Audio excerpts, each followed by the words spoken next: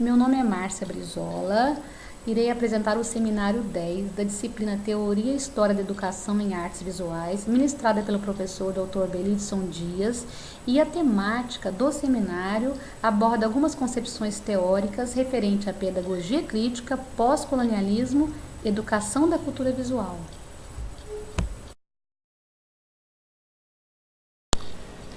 Então, convido vocês a navegarmos pelas fronteiras, pelos territórios, pelos fluxos de alguns percursos, de alguns caminhos teóricos relacionados com a pedagogia crítica, o pós-colonialismo e a educação da cultura visual.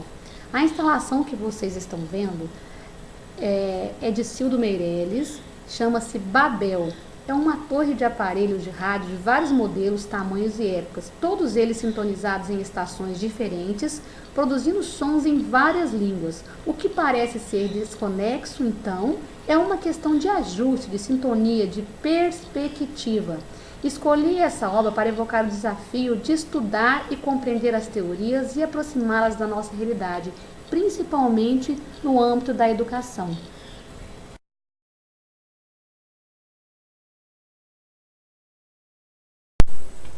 A pedagogia crítica é um movimento teórico que emergiu na década de 1980 em oposição às vertentes liberais e funcionalistas.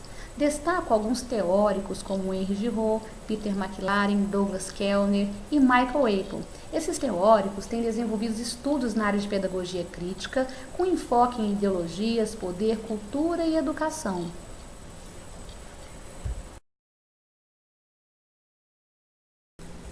Na perspectiva da pedagogia crítica, os professores podem desempenhar um papel transformador, mais intenso e atuante. E mesmo em situações desfavoráveis, eles podem atuar como agentes de mudança, agentes da contra-hegemonia, enquanto intelectuais transformadores. Segundo Henry Giraud, os professores devem reconhecer como as escolas unem conhecimento e poder e como, através dessa função, eles podem trabalhar para influenciar ou impedir a formação de indivíduos que pensam criticamente e que são socialmente ativos. Conscientização nessa esfera significa aprender a perceber as contradições sociais, políticas e econômicas e desenvolver uma consciência crítica. É importante pontuar algumas contribuições da pedagogia crítica, como o reconhecimento do caráter essencialmente político da educação, a perspectiva democrática de conferir poder aos alunos e à comunidade escolar, o combate aos mecanismos de exclusão reais e simbólicos. Também, outra contribuição relevante é a compreensão de que os processos de aprendizagem não se restringem às instituições formais, às escolas, ou seja, contempla os processos de aprendizagem que ocorrem além dos muros da escola. E também é relevante pontuar que a pedagogia crítica enfatiza que a aprendizagem se constitui um ato de conhecimento a partir da realidade, ou seja, da situação real vivida pelo educando, num processo de compreensão, reflexão e crítica, como um instrumento para que o aluno ou a aluna possa interferir e mudar a sua realidade. Também é importante a relação entre educação, diversidade e cultura, ao propor uma política cultural que considera as dimensões de raça, classe, gênero, no qual os professores atuam como intelectuais transformadores, isto é, indivíduos que assumem os riscos de uma praxis voltada para a democracia e a justiça social, balizada por princípios éticos na busca de coerência entre discurso e ação. Durante os anos de 1970, o pós-colonialismo ganhou evidência. Os teóricos pós-coloniais distinguem-se pela tentativa de repensar a estrutura epistemológica das ciências humanas. Essa estrutura, segundo esses teóricos, foi moldada de acordo com os padrões ocidentais, que se tornaram hegemônicos devido ao colonialismo. Um dos autores mais proeminentes dessa perspectiva teórica é o Homi Bhabha, e é importante considerar que essa perspectiva teórica apresenta uma relação política de compromisso com a crítica ao colonialismo, objetivando desconstruir o seu discurso. A emergência dos estudos sobre a cultura visual está marcada pela interseção com os estudos culturais. Então é importante entender então essa relação da cultura visual com os estudos culturais e a partir daí entendemos que a cultura visual contempla a experiência social e como esta é afetada por imagens, por artefatos que configuram práticas do mostrar, do ver e do ser visto, caracterizando como um campo crítico, político, que pensa e problematiza as experiências visuais. E é interessante apresentar essa imagem para vocês, que é o Ato das Imagens, criação de Aby Warburg, historiador de arte alemão, elaborada no início do século XX. Então, naquela época, esse teórico, ele criou esse Atlas das Imagens com painéis, com imagens de postais, fotografias, recortes de jornais, obras de artes, objetos arqueológicos, entre outros. E ele foi o primeiro teórico a analisar imagens de esferas culturais e geográficas diferentes, sem que essa análise decorra de balizas cronológicas ou formais. Então, achei interessante apresentar essa imagem de forma simbólica para iniciar a discussão sobre cultura visual.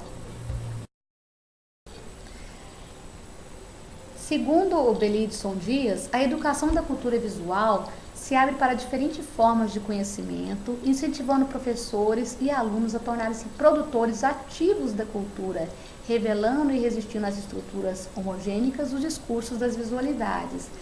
Então, a relação entre a cultura visual e a educação, nós podemos perceber que busca compreender as influências, os processos, impactos que operam na mediação das representações visuais em contextos educativos.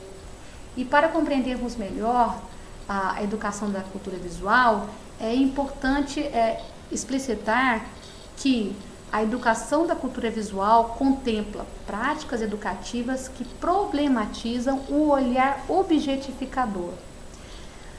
São processos educativos construídos por meio do diálogo e de uma postura interpretativa ativa e atuante. Focaliza também a diversidade cultural e a alteridade, incentivando a visão crítica que desenvolve a justiça social e o empoderamento. A educação da cultura visual é uma pedagogia crítica e dialógica, que contempla conceitos transdisciplinares. Como pedagogia dialógica, propõe questionamentos e as ideias circulam em busca de coerência em um processo de aprendizagem significativa. Alguns teóricos que têm estudado e problematizado a educação da cultura visual, nós podemos citar nos Estados Unidos alguns teóricos como Paul Duncan, Kerr Friedman, Kevin Taven, o Mitchell. Na América Latina, Belidson Dias, Raimundo Martins, Irene Tourinho. E na Europa, o Fernando Hernandes, a Judith Videla. O Fernando Hernandes é um dos expoentes da cultura visual de maior proeminência na Europa. Segundo Hernandes, um estudo sistemático da cultura visual pode proporcionar uma compreensão crítica do seu papel e de suas funções sociais, como também de suas relações de poder, indo além da apreciação ou do prazer que as imagens nos proporcionam. Nessa perspectiva, não há receptores nem leitores, mas sim construtores e intérpretes, na medida em que a aproximação não é passiva nem independente, mas sim interativa e condizente com as experiências que cada sujeito vive no seu dia a dia. Nessa abordagem, é importante explorar as representações que as pessoas constroem da realidade a partir das suas características sociais, culturais e históricas, ou seja, compreender o que se representa para compreender as próprias representações. Segundo Belidson Dias, o estudo crítico da representação visual na cultura do cotidiano é capaz de engajar a arte e a educação em uma prática de justiça social.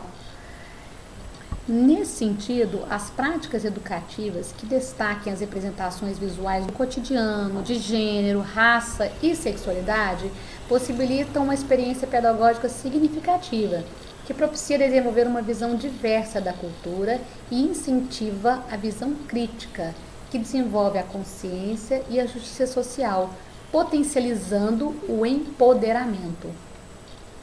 Possibilita também compreender as diversas maneiras por meio dos quais diferentes realidades são construídas, a partir de diversas perspectivas culturais, ampliando a visão crítica, a perspectiva ética e o senso de justiça social. A educação da cultura visual, então, é uma nova possibilidade para a arte-educação que contempla diversos campos de estudo, incluindo o pós-colonialismo, os estudos raciais, a teoria queer, os estudos feministas. Também problematiza a cultura de consumo midiática. Nesse sentido, a cultura da mídia tende a reforçar os padrões tradicionais de comportamento social, ou seja, privilegiar as posições mais conservadoras e hegemônicas, ao disseminar representações que corroboram, na maioria das vezes, com as posições sociais existentes, posições sexistas, racistas, de xenofobia e homofobia. Esta é uma cena do filme brasileiro Praia do Futuro, de 2014. As visualidades da cultura da mídia, com temáticas homoafetivas, costumam escapar da lógica comercial por abordar temas polêmicos. Assim, problematizar visualidades que contestam as representações hegemônicas pode contribuir para provocar reposicionamento das práticas pedagógicas. Dar voz aos sujeitos nas discussões sobre gênero, sexualidade, raça e etnias possibilita refletir como professores e alunos estão construindo maneiras de ver e compreender essas visualidades. E esta é uma das possibilidades da educação da cultura visual. Pois invadindo o cotidiano, nas escolas, nas relações familiares e nas produções da mídia, também nos ambientes virtuais, proliferam práticas e questões a serem debatidas pelos educadores, propondo reconfigurações curriculares que possam convidar à produção de novas formas de subjetividade, de novas estéticas da existência e da desconstrução das fronteiras sexuais, de gênero, de raça e etnias. As novas tecnologias aplicadas ao ensino da arte surgem no cenário pedagógico, discutindo ampliação e mesmo eliminação das diferenças conceituais entre arte e cultura. O impacto das novas tecnologias descentralizam os saberes tradicionais do professor e dos currículos, valorizando as diversas formas de manifestações artísticas e estéticas ligadas ao cotidiano social e privado dos indivíduos. As tecnologias nos permitem ampliar o conceito de aula, de espaço e de tempo, e estabelecer pontes novas entre o presencial e o virtual, entre o estar junto e estarmos conectados à distância. Nesse sentido, podemos perceber que ocorreu uma mudança do sujeito receptor para o sujeito produtor de conteúdo, possibilitando a valorização do repertório dos nossos alunos. As comunidades virtuais também podem ser utilizadas como ambientes de aprendizagem para ampliar o espaço pedagógico. Também podem ser utilizadas para abrir canais de comunicação com os nossos alunos e propiciar a realização de atividades de ações coletivas que fortalecem os laços sociais e também favorecem a troca e a diversidade cultural. Então, a educação da cultura visual abre inúmeras possibilidades de trabalho para o arte educador. Nessa perspectiva, é importante a gente considerar que o currículo modernista é uma estrutura linear que trabalha uma perspectiva cronológica, do simples ao complexo, e abrange os elementos relacionados a princípios, histórias e temas. E já a educação da cultura visual propicia trabalhar com um currículo que espelha a estrutura rizomática, que pode começar a partir de qualquer ponto, como uma imagem, o gênero, representação de um tema, uma polêmica ou uma pergunta. Para caminhar para o encerramento, vamos fechar essa apresentação refletindo sobre a relação da educação da cultura visual e o professor. O professor muitas vezes não consegue relacionar a teoria à sua prática. E até hoje muitas conquistas educacionais dos últimos 30 anos ainda não saíram da teoria para serem colocadas no dia a dia da sala de aula.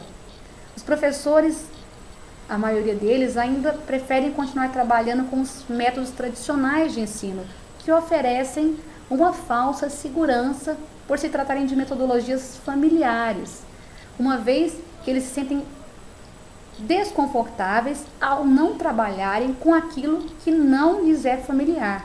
Além disso, muitas vezes também se percebe uma certa desorientação coletiva que se reflete no pensamento e na ação educativa, em decorrência da incerteza que permeia as relações e as instituições sociais deste início do século XXI.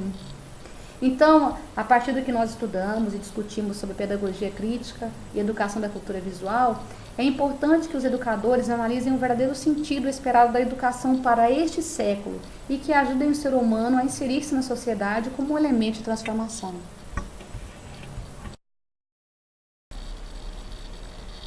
Agradeço a paciência e a atenção de todos vocês. Na sequência, todos podem ver as referências que foram utilizadas para a elaboração deste trabalho. E também nós vamos continuar discutindo, debatendo esse assunto referente às pedagogias críticas, com ênfase na educação da cultura visual, no fórum de discussão. Então, aguardo vocês no fórum para continuarmos aí discutindo, enriquecendo e aprimorando os nossos conhecimentos em relação ao assunto.